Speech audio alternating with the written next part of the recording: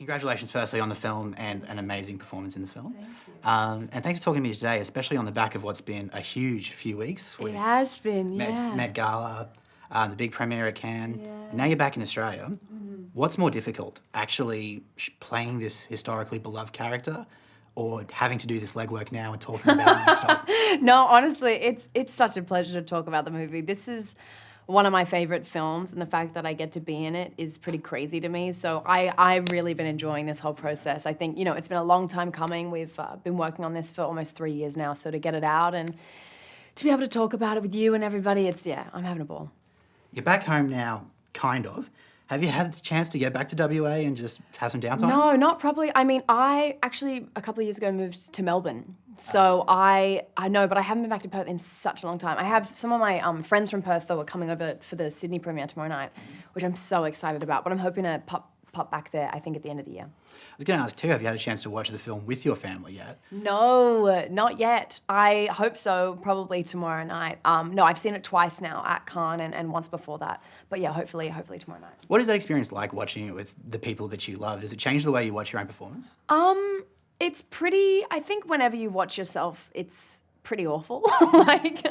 You know what I mean? I've never enjoyed watching myself, but I think, particularly with a film like this, I remember at Cannes watching it in a room full of 700 people. It was, an incredible experience. It's also just such a movie that you have to see in the cinema. So, it's a communal experience, this film.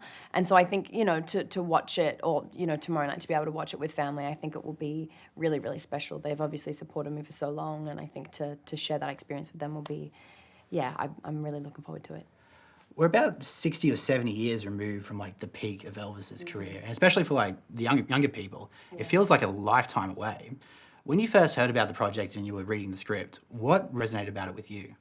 I think it's the timelessness of music. I think that Elvis's sort of impact on the music industry was so vast that it has sort of withstood those 60, 70 years that you just spoke about. And that was what was most intriguing to me.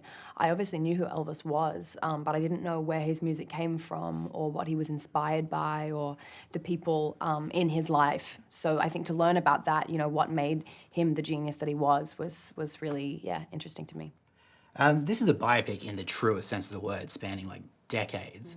And as such, you play Priscilla not just at one moment, but in multiple different parts of her life when she's kind of a different person. How do you bring that growth to the screen? Do you have to approach it almost like you're playing multiple characters? For sure. I think I was kind of in the sweet spot age-wise because I was right in the middle of the youngest and the oldest that were playing her. But yeah, I think for me, it was definitely, I worked a lot with Polly Bennett, our movement coach, to sort of break down what each scene, where it fit in the time period and what age that she was and what sort of mannerisms would fit with whatever age that she was playing. But I think, it was such an opportunity as an actor to be able to play sort of a vast age range that I was really sort of just excited to dive in. I heard in an interview that you only actually met Priscilla herself a few weeks ago at the Met Gala. Yeah. Was that just a consequence of filming here during a pandemic? I think in hindsight, it's probably a good thing that I didn't meet her beforehand. I think it kind of would have freaked me out a little bit if I had met her before I was sort of doing my interpretation. But yeah, I did. I got to meet her, a month or two ago. It started when we were at the Met, and it was incredible. She's lovely. We had, we're so excited and honored to have her and to have her support. Really, it means the world. Baz Luhrmann is, of course, known for his super colourful, high-energy movies, and even, of course, Elvis is no exception.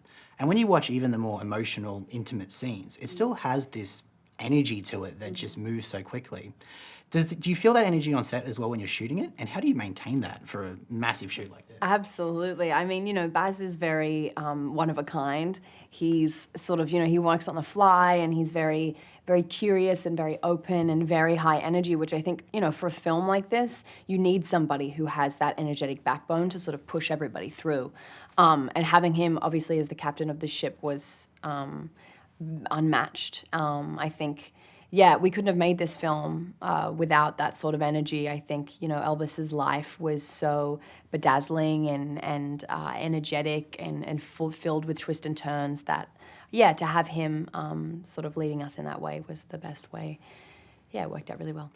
Catherine Martin is just the best at what she does. She is. Like, She is 4-time Academy Award, Catherine Martin, absolutely. I'm sure she's already made space for the fifth one. What's it like stepping into those costumes and onto these sets? Does the artifice of the film set just fall away? Oh God, I mean, I think recreating such iconic looks as we did in this film and iconic time periods, to be working with somebody like Catherine Martin with her attention to detail and her appreciation and respect for the craft that is fashion and the craft that is set design was so paramount to this film's success. And I think, obviously, we were shooting it on the Gold Coast, which is so far removed from the most American place, to tell the most American story. And so to have that sort of set design and costume design was so very, very immersive. And it really felt like we were stepping into another world. Interestingly as well, you appeared as Alice Burbage on the show Will. I did. Created by Craig Pearce, who's longtime Baz Luhrmann collaborator and even was a writer on this movie.